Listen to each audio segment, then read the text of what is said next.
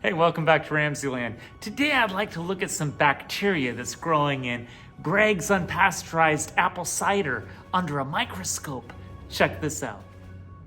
All I'm using in this investigation is Greg's apple cider vinegar, this unpasteurized. I've got my dropper, a slide, and a cover slip. Okay, so first I'm just gonna take a drop of my apple cider vinegar. I'm gonna put it right on the center of my slide.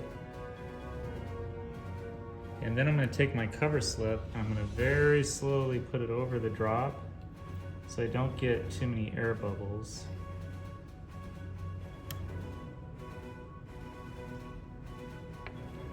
And now your slide is prepared. I'm using my Nikon TMS microscope and I've got my slide ready to view. Let's check it out.